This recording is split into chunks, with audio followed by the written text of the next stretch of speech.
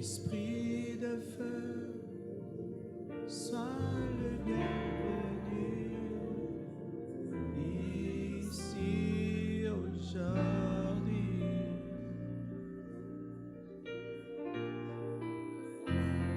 Je t'aime,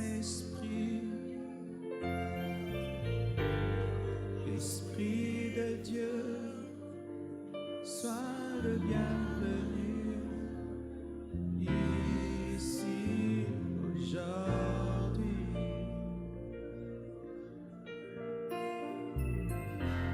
Je t'aime, Papa, Dieu parfait, sois le bienvenu ici aujourd'hui.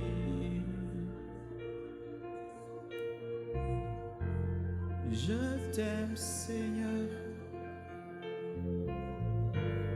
je te désire, sois le bienvenu ici aujourd'hui. Sois le bienvenu ici aujourd'hui. Sois le bienvenu ici aujourd'hui. Sois le bienvenu ici aujourd'hui. Je t'aime, je t'aime, je t'aime, je t'aime, je t'aime, je t'aime, je t'aime, je t'aime, je t'aime, je t'aime, je t'aime, je t'aime, oh, je t'aime,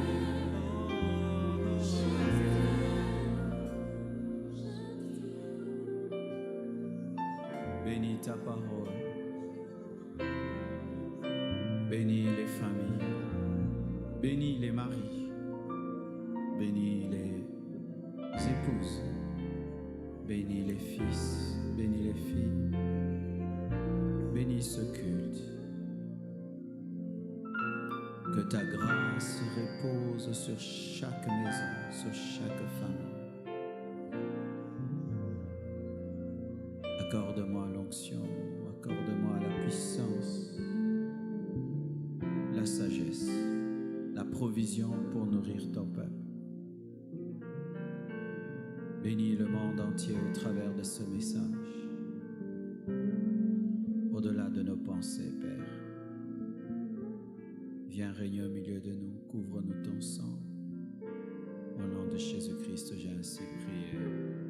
Amen. Acclamons le Seigneur. À ce culte de famille, nous allons parler de 10 caractéristiques d'un bon mari. Les mamans, acclamez le Seigneur. Ah, plus fort que ça, les mamans. Amen. Tu vas dire à ton voisin 10 caractéristiques d'un bon mari. Ton voisin de gauche, celui de droite, celui de devant, celui de derrière, seulement celui qui te sourit. Amen. Nous sommes debout, nous allons lire l'épître de Paul aux Éphésiens. Nous sommes dans Éphésiens 5, verset 22, jusqu'au verset 33. Aujourd'hui, c'est un culte relax, nous sommes en famille. La Bible dit ceci: « Femmes, soyez soumises à vos maris, comme au Seigneur, car le mari est le chef de la femme, comme Christ est le chef de l'Église, qui est son corps et dont il est le Sauveur. Or, de même que l'Église est soumise à Christ, les femmes aussi doivent l'être à leur mari, en toutes choses. Marie, aimez vos femmes comme Christ a aimé l'Église et s'est livré lui-même pour elle, afin de la sanctifier par la parole, après l'avoir purifiée par le baptême d'eau, afin de faire paraître devant lui cette Église glorieuse, sans tache ni ride, ni rien de semblable, mais sainte et irrépréhensible. C'est ainsi que les maris doivent aimer leurs femmes comme leur propre corps. Celui qui aime sa femme s'aime lui-même, car jamais personne n'a haï sa propre chair, mais il la nourrit et en prend soin, comme Christ le fait pour l'Église, parce que nous sommes membres de son corps. C'est pourquoi l'homme quittera son père et sa mère et s'attachera à sa femme, et les deux deviendront une seule chair. Ce mystère est grand.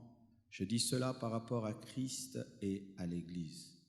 Du reste, que chacun de vous aime sa femme comme lui-même et que la femme respecte son mari. Que Dieu bénisse sa parole. Asseyez-vous, s'il vous plaît.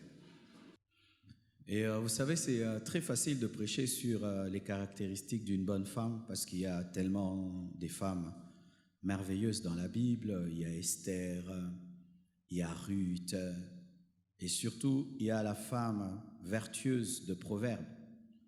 Lorsque vous lisez la Bible, vous allez trouver tout un chapitre sur la femme vertueuse. Mais il n'y a pas un chapitre sur l'homme vertueux. Parce qu'il y a une carence de bons maris, une carence des vrais hommes. Et vous allez vous rendre compte, mes frères et sœurs, que la plupart des problèmes qu'il y a dans le couple, le 3/4 souvent proviennent des hommes.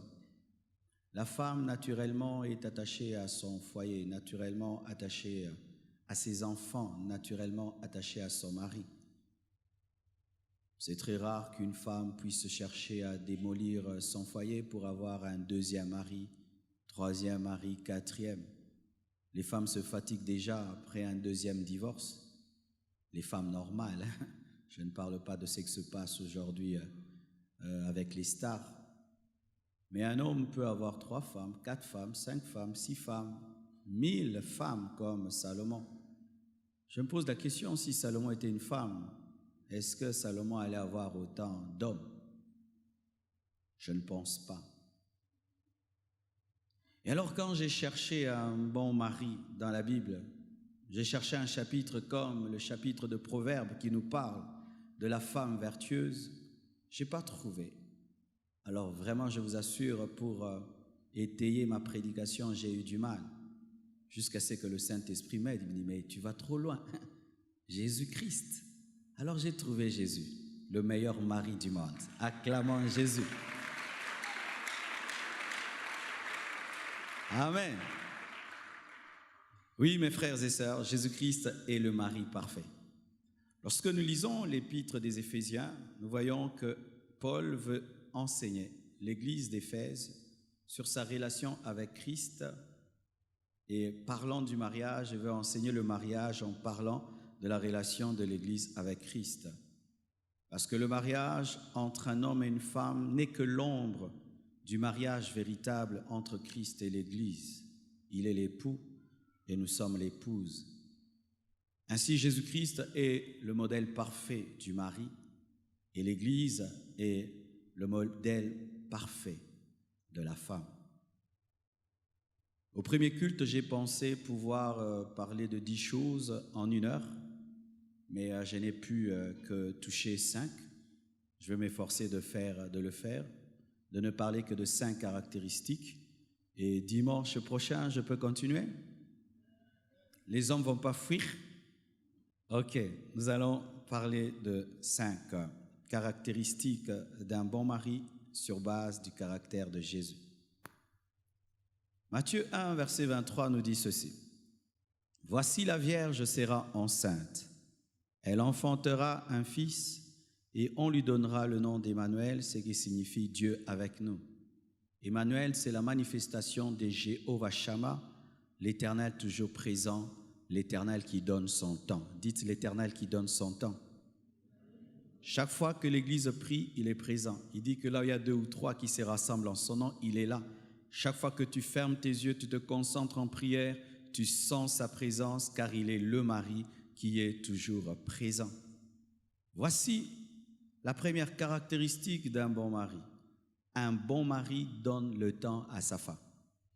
Un bon mari donne le temps à sa femme. Je vous assure, mes frères et sœurs, ces femmes qui sont là réclament le temps. Pas toujours des cadeaux, pas toujours de l'argent, des bijoux, du temps. Et de plus en plus, les hommes modernes n'ont plus le temps pour leurs femmes. Nous avons plus du temps pour notre travail, plus du temps pour nos amis, mais pas assez de temps pour nos femmes.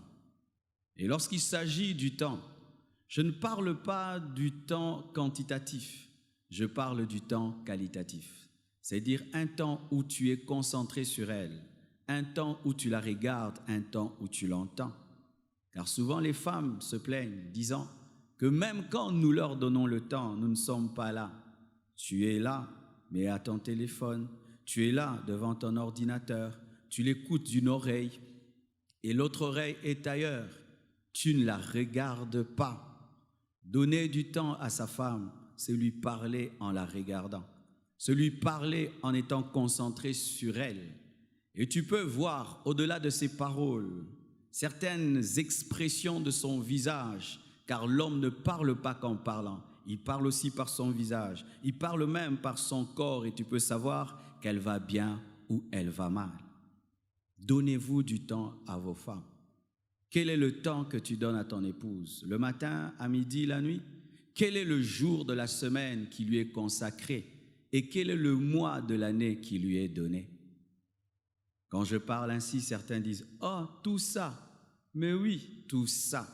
C'est toi qui allais la chercher. Veux-tu m'épouser? Veux-tu me suivre? Veux-tu? Et maintenant, tu la cherches, tu la gares à la maison.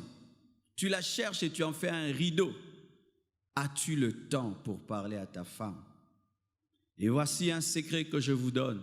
Faites l'effort de manger avec vos femmes.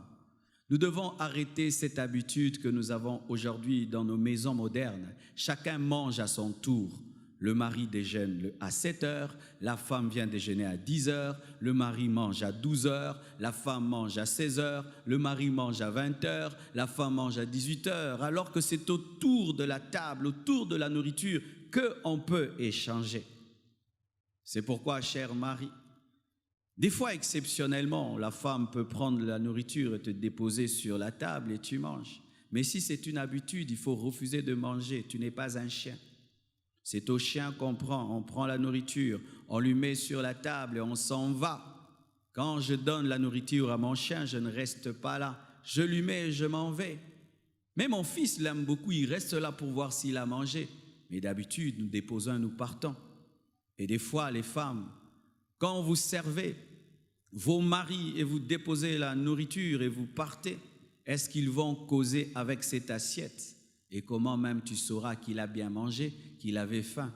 Et comment tu sauras même qu'il mange déjà ailleurs? Tu n'as pas de stratégie. Si une fois elle fait cela, 2 fois, 3 fois, mais c'est une habitude, il faut refuser de manger et dire je ne suis pas un chien. Je veux causer avec ma femme pendant que je mange. J'aimerais lui parler, j'aimerais me décharger, car autour du repas, des choses s'échangent. C'est lorsque Christ a rompu le pain et qu'il a béni le vin, qu'il a révélé le mystère de la Sainte Seine autour d'un repas. Donnez du temps à vos femmes. Donne à ta femme même un jour de la semaine où elle sait qu'aujourd'hui, la priorité ne sera pas le travail. Aujourd'hui, la priorité ne sera pas ses amis. Mais aujourd'hui, la priorité, ce sera moi. Ce sera moi. Voyez, dans tous les couples où l'homme a une journée dédiée à sa femme, ces couples vieillissent dans l'amour et dans la fraîcheur. Car si tu te fatigues déjà de ta femme, tu auras un sérieux problème quand vous vieillirez. Vous passerez des journées remplies d'ennui. C'est pourquoi même j'aimerais dire ceci. À vous qui êtes célibataires, si déjà étant fiancé, l'homme qui veut t'épouser ne sait pas te donner du temps, il faut laisser tomber. Il te jettera dans la maison après t'avoir fait 4, 7, 8 bébés. Tu deviens maman à bébé, maman Anna. Ah oui, vous êtes fiancé, il parle beaucoup sur Internet, là il t'envoie Facebook, WhatsApp tout le temps. Mais quand tu es face à lui, il ne dit rien, qu'il épouse son téléphone parce qu'il parle bien avec son téléphone.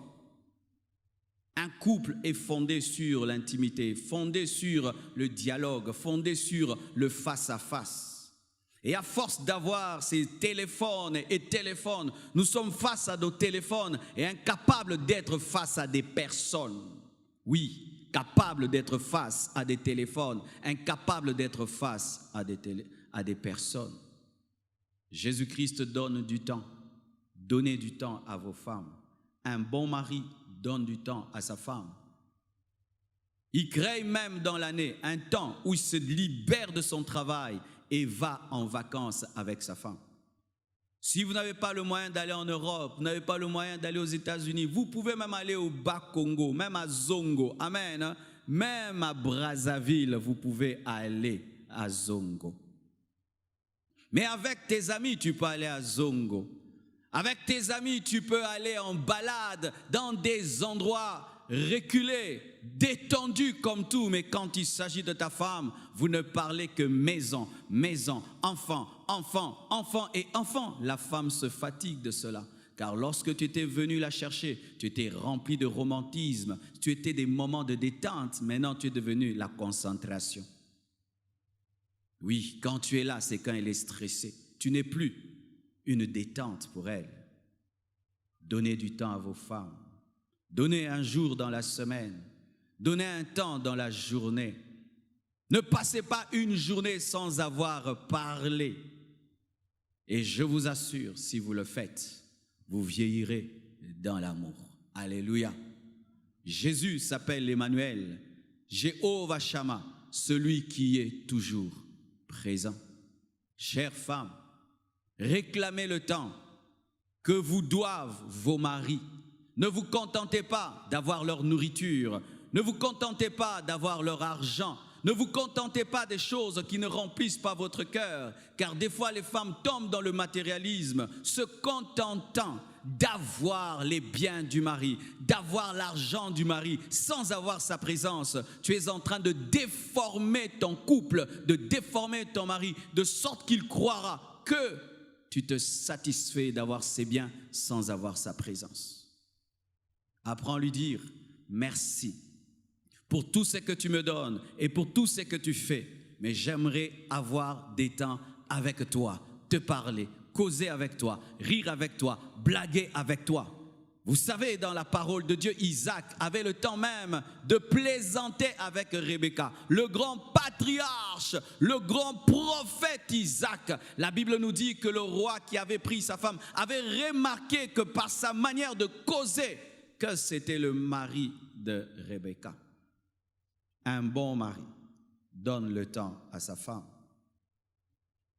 Deuxièmement, Apocalypse 19, verset 11, la Bible dit: puis je vis le ciel ouvert, et voici parut un cheval blanc. Celui qui le montait s'appelle fidèle et véritable, et il juge et combat avec justice. Un autre nom de Jésus-Christ, c'est fidèle. Il est fidèle et il s'appelle fidèle. Un bon mari est fidèle à sa femme. Jésus n'a jamais pris une deuxième bureau. Il n'a qu'une seule église. Son corps, il n'en a pas deux, il n'en a pas trois. Jésus-Christ n'a jamais trompé l'église. Ni avec le monde, ni avec le péché, ni avec le diable. Jésus est fidèle. Un bon mari est fidèle. Un bon mari ne trompe jamais sa femme, ni en pensée, ni en parole, ni par des blagues de légèreté avec d'autres femmes, ni par des blagues de légèreté avec d'autres femmes. Un homme, un bon mari ne trompe jamais sa femme. J'ai 12 ans de mariage, je n'ai jamais trompé ma femme. Je ne prêche pas des choses que je pense, je prêche des choses que je pratique et je vis. Et j'aimerais dire à toutes ces personnes qui pensent qu'il est impossible d'être fidèle à une femme, je vous dis que cela est possible par le Saint-Esprit, par la présence du fidèle dans ta vie. Si les païens trompent leurs femmes, c'est normal, comme l'a dit le pasteur Sita. Si un bébé défèque sur lui-même, on dit que c'est normal, c'est un bébé. Et si un païen est adultère, c'est normal, c'est un païen. Mais quand un chrétien vit dans l'adultère, là, c'est une abomination. Vous êtes venus ici et vous avez promis fidélité à vos femmes, devant Dieu et devant son Église. Chaque fois qu'un homme trompe sa femme, il brise une alliance faite à Dieu et faite à sa femme.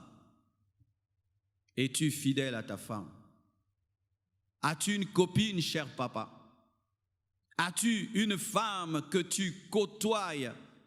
As-tu une femme avec laquelle tu sors et tu te dis chrétien? Souvent en matière d'adultère, nous les hommes, nous sommes très durs avec les femmes. Il suffit seulement que ta femme te trompe, du coup, je divorce. Il est écrit qu'il est permis de divorcer pour raison d'adultère. Si les femmes qui sont ici avaient divorcé pour raison d'adultère, je vous dis, il y aurait tout le temps des divorces dans ce monde. C'est parce que ces femmes peuvent pardonner et continuer. Mais nous, quand il suffit seulement que la femme tombe, je divorce. Mais la femme te pardonne. Un vrai homme ne trompe pas sa femme. Et je vous assure, ça donne la paix à une femme lorsqu'elle sait que son mari a vaincu l'adultère. De sorte que tu viens, une femme peut venir, oh, ton mari m'a dragué. La femme commence à rigoler, mon mari t'a dragué. Tu es folle, archi faux, mon mari ne peut pas. Pourquoi? Je le connais, il a vaincu l'adultère. Est-ce que ta femme peut témoigner de cela? Cher homme, si on t'accuse d'adultère et ta femme croit facilement, il y a un problème de confiance. Lorsque tu as vaincu l'adultère, c'est difficile que ta femme puisse croire les ragots. Un bon mari est fidèle. Comment tu peux prendre le corps, ce corps qui est dédié à ta femme, et le montrer à une autre femme? Je crois, mes frères, que pour arriver à ce niveau, il faut manquer d'estime de soi et manquer de honte. Parce que c'est honteux. C'est honteux. C'est très honteux. Oh, je ne sais pas, mais c'est très honteux. Ce n'est pas la natation, c'est très honteux. Mais pas une femme seulement. 2, 3, 4, 5, 6 femmes. Toutes ces femmes ont vu ton corps. Quelle honte! Quelle humiliation! Un homme vrai et fidèle jusque dans sa vieillesse. Et je vous assure, il est possible dans toute ta vie n'avoir connu qu'une seule femme. C'est possible, je dis c'est possible, c'est possible. À la croix, Jésus-Christ a vaincu aussi l'adultère. Mais qu'est-ce qui se passe? Nous téléchargeons un programme qui dit l'homme finit toujours par tomber. Non, non, ce n'est pas un terminus. Tu peux t'envoler et mourir dans la sainteté. Je dis, tu peux t'envoler, mourir dans la sainteté et mourir dans la fidélité. Je crois que la parole de Dieu engendre une telle race d'hommes, une telle race de maris, des fidèles comme le fidèle. Alléluia. Un homme est fidèle comme Christ est fidèle. Troisièmement, Matthieu 5, versets 13 à 16. Vous êtes le sel de la terre.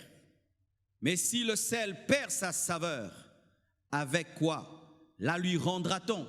Il ne sert plus qu'à être jeté dehors et foulé aux pieds par les hommes. Vous êtes la lumière du monde. Une ville située sur une montagne ne peut être cachée. Et on n'allume pas une lampe pour la mettre sous le boisseau, mais on la met sur le chandelier et elle éclaire tous ceux qui sont dans la maison. Que votre lumière luise ainsi devant les hommes, afin qu'ils voient vos bonnes œuvres et qu'ils glorifient votre Père qui est dans les cieux. Jésus-Christ appelle l'Église sel de la terre et lumière du monde. Un bon mari n'insulte jamais son épouse. Un bon mari ne diminue jamais son épouse par ses paroles. Un bon mari ne dénigre jamais son épouse malgré ses défauts et malgré ses erreurs. Pourquoi je dis ça? Vous savez pourquoi? Parce que c'est ton corps. Imaginez que je sois boiteux du pied droit et que mon pied gauche aille très bien, mais je suis boiteux du pied droit. Est-ce que je peux me mettre à insulter mon pied droit qui est boiteux? Jamais je ne le ferai. Pourquoi? C'est mon pied, même s'il est boiteux. Et quand tu dis, ma femme, c'est un cochon, tu es cochon, car c'est le cochon qui épouse un cochon. Toi, vraiment, tu es un cochon. Donc, nous deux, nous sommes des cochons, car il faut être un cochon pour épouser un cochon. Un humain n'épouse pas un cochon. Toute insulte à ta femme revient comme un boomerang vers toi. Chaque fois que tu diminues ta femme, tu t'es diminué. Chaque fois que tu dénigres ta femme, tu t'es dénigré. Et sachez ceci, les hommes retiennent très bien les mauvaises choses. Quand tu insultes ta femme, ils retiennent. Et quand tu reviens avec un compliment, ils ne vont pas retenir le compliment car les hommes aiment les mauvaises choses. Jésus dit, vous êtes le sel de la terre, la lumière du monde à qui? C'était avant la Pentecôte. Dites avant la Pentecôte. C'est-à-dire que Pierre avait des défauts. Ce n'était même pas le véritable Pierre. C'était le roseau Pierre. Mais il dit, tu es lumière du monde, sel de la terre, alors qu'il a des défauts, alors qu'il sera capable demain même de le renier. Mais Jésus dit, tu es le sel de la terre, tu es la lumière du monde. Et voilà, dans notre manière de réfléchir, notre manière humaine, nous fonctionnons en nous disant ceci. Je ne peux faire des compliments à quelqu'un qui a des défauts. Au contraire, il faut faire des compliments à quelqu'un qui a des défauts pour qu'il puisse annuler ses défauts. Donne-moi un amen que je te parle. Supposons que tu as une femme insoumise mais qui prépare bien. Si tu veux qu'elle soit soumise, reconnais qu'elle prépare bien. Alléluia. Mais si tu nies le fait qu'elle s'est préparée parce qu'elle est insoumise, elle va alors être insoumise et mal préparée. Là, vraiment, tu es mort. Tu as une femme qui est très très propre, mais qui ne s'est pas préparée. Concentre-toi sur sa propreté, reconnais qu'elle est propre et ça va l'encourager à préparer.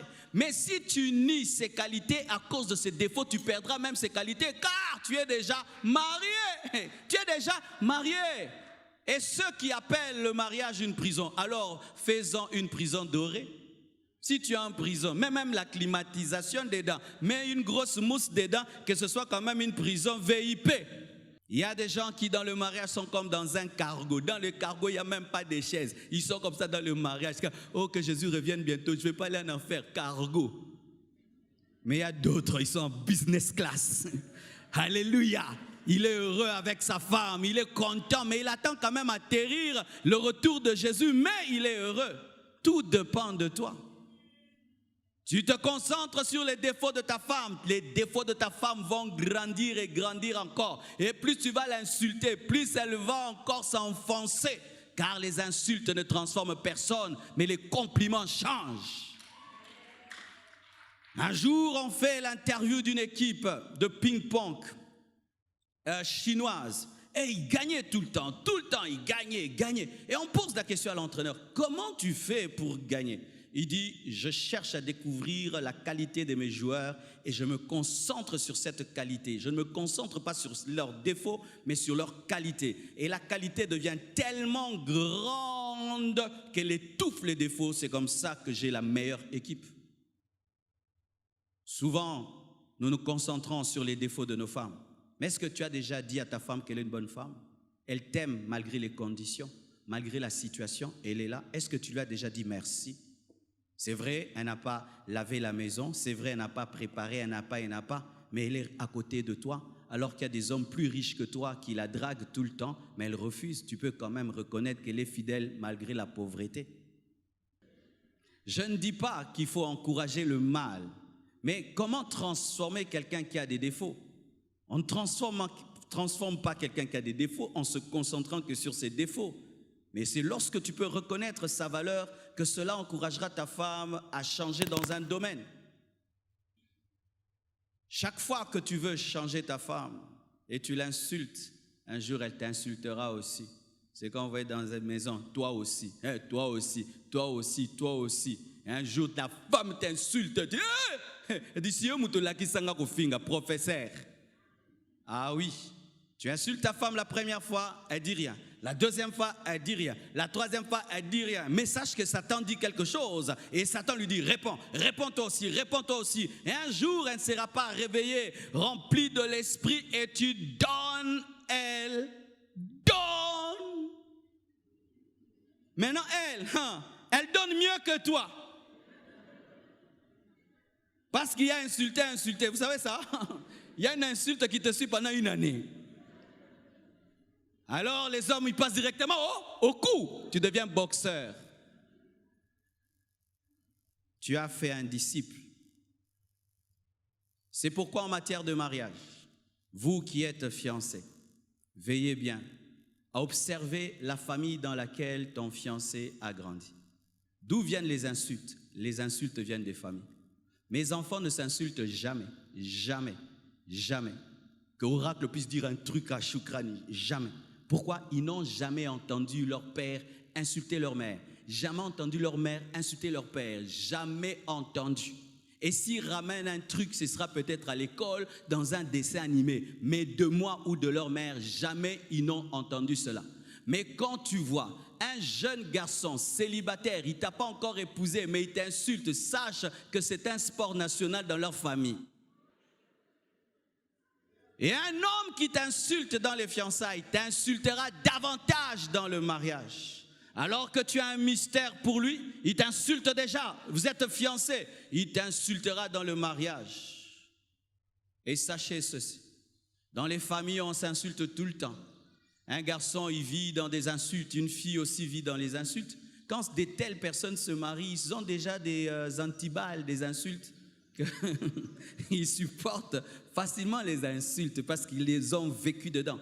Mais si toi, tu as vécu dans une famille dans laquelle on se fait des compliments, on ne s'insulte jamais, tu épouses un garçon pareil. Il y a des familles, quand la conversation devient profonde, c'est quand on insulte. Vous connaissez ça, non? Hein? Quand ils causent bien, maintenant, c'est devenu vraiment profond. Ils commencent à s'insulter. Vous connaissez des familles comme ça? Alors tu épouses quelqu'un qui lui a grandi dans les insultes. Alors quand il est rempli de joie, Nikio, bah! Et puis, mais pourquoi tu m'as dit ça? Oh, mais je t'ai dit non? Oh, mais on ne dit pas ça. Mais on dit quoi? C'est pourquoi avant d'épouser un homme, une femme, vérifie sa famille. Des fois nous allons dans des dots et tout. Tu vois, le représentant d'une famille se tient là. Nous vous saluons au nom de Jésus-Christ. Telle famille, nous sommes venus pour prendre. Et puis quand l'autre famille prend.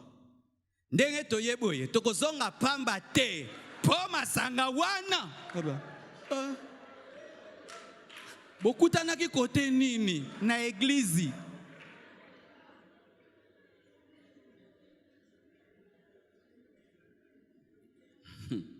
Voici. Épouse dans une famille pareille que si l'homme ou cette femme est une rareté, où tu sens que tu peux sortir cet homme ou cette femme d'un tel milieu, mais s'il est comme ses parents, comme ses frères et sœurs, prépare-toi à ce qui t'insulte, qu'il insulte même les enfants. Tu t'imagines un père qui dit « je n'insulterai jamais les enfants », mais ta femme insulte les enfants.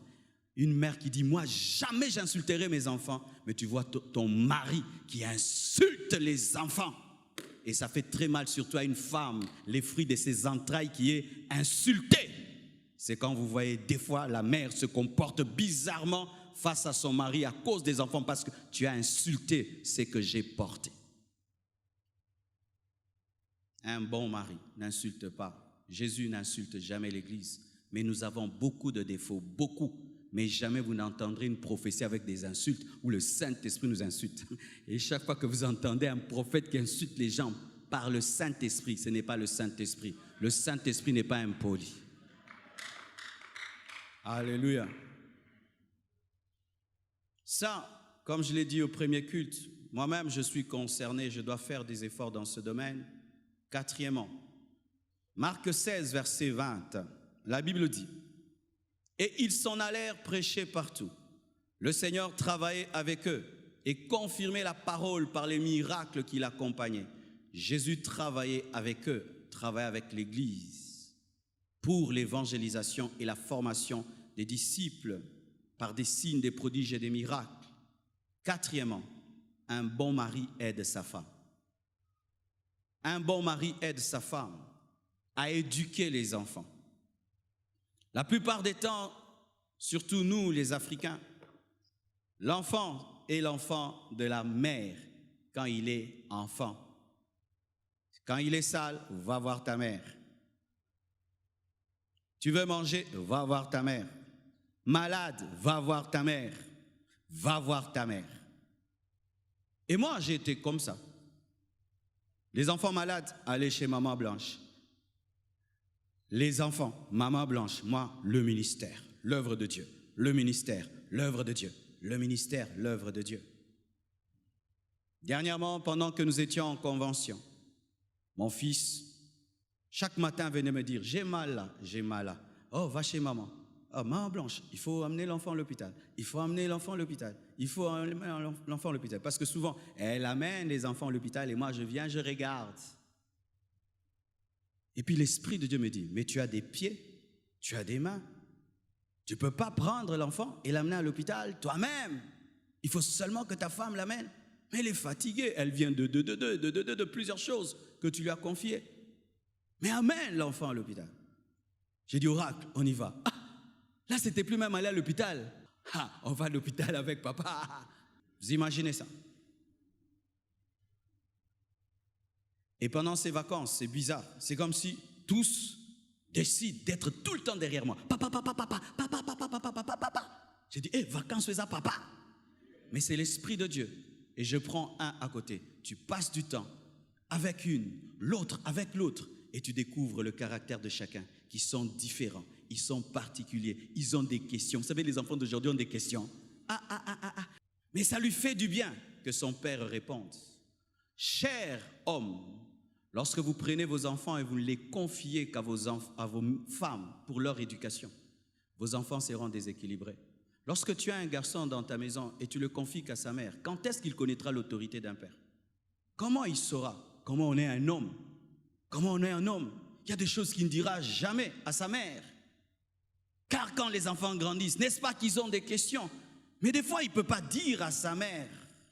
Il ne peut dire qu'à son père. Et tes filles, quand tu n'as pas le temps pour elles, elles ne savent pas comment on vit avec un homme. Je dis souvent à mes filles qu'elles sont belles. Tu es belle, tu es belle, tu es belle. Quand un voyou viendra dire tu es belle, ce sera un tu es belle en retard. Ça va trouver déjà le tu es belle de papa. Mais quand tu es une jolie fille à laquelle tu ne dis jamais tu es belle, elle n'a jamais vu un homme, entendu un homme lui dire tu es belle. Le jour qu'un voyou dira tu es belle, tu es belle, tu es belle, tu es belle, tu es belle.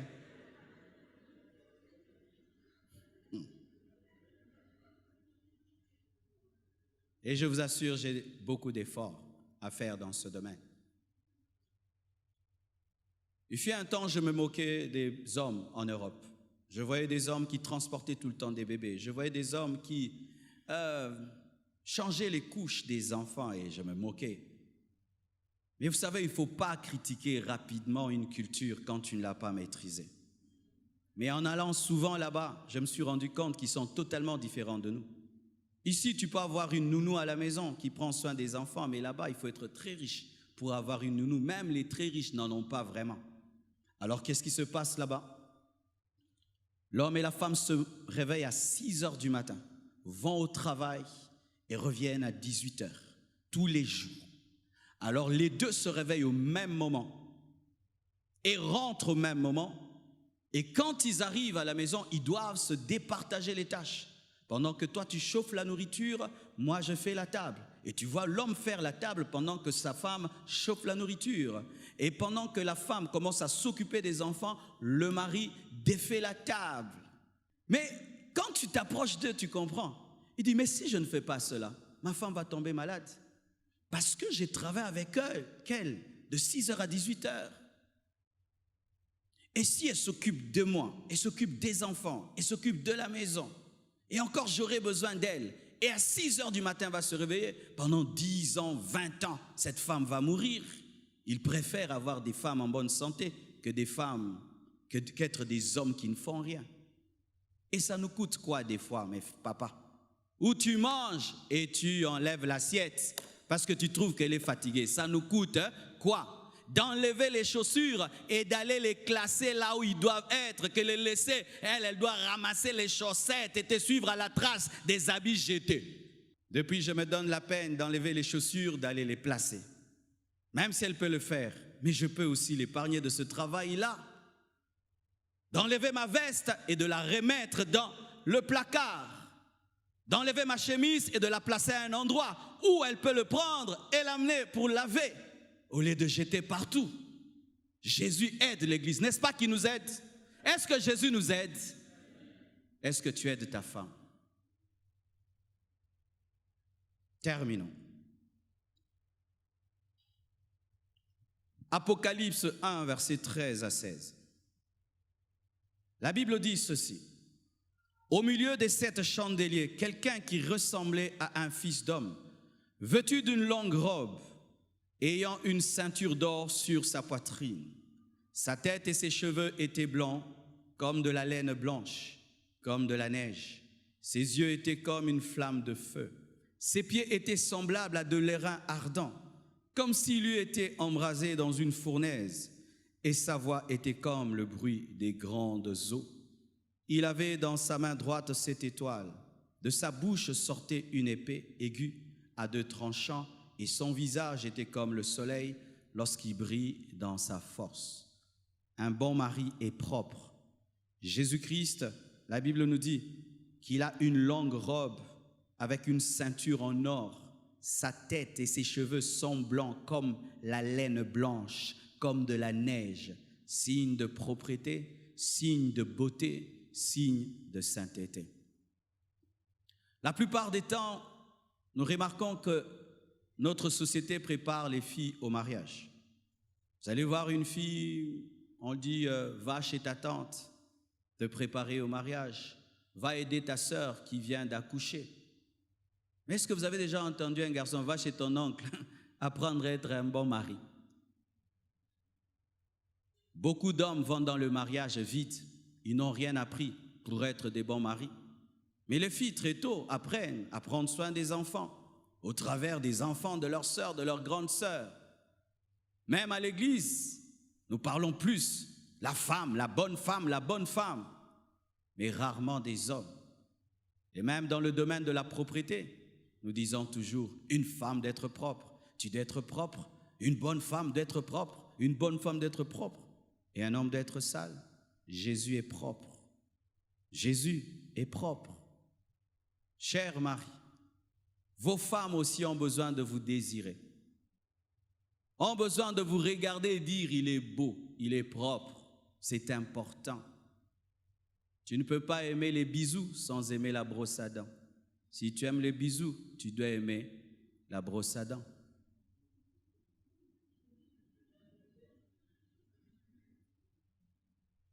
Est-ce qu'on peut faire l'inspection de tes chaussettes? Des si petites choses. Pensez-vous qu'une femme est heureuse avec un homme qui sent mauvais? Pensez-vous qu'une femme est heureuse avec un homme qui n'aime pas se laver? Pensez-vous qu'une femme est heureuse avec un homme qui ne respecte pas son hygiène? Beaucoup de sœurs ont des problèmes d'infection à cause de la malpropreté de leur mari. Et toi, frère qui es célibataire, si tu n'aimes pas l'eau dans les célibats, tu n'aimeras pas l'eau dans les mariages. Surtout quand vient la saison sèche. Là, tu fais que des demi-terrains. Des demi-terrains. Quand tu n'es pas propre, tu auras peur chaque fois que ta femme va causer avec un homme propre. C'est quand il y a des hommes super jaloux. Pourquoi? Tu n'es pas sûr de toi. L'homme propre ne salit pas les draps. Et pousse sa femme à s'approcher de lui. Car la saleté détruit l'intimité. Ce n'est pas parce que tu es un homme que tu ne dois pas être propre. Jésus-Christ est propre.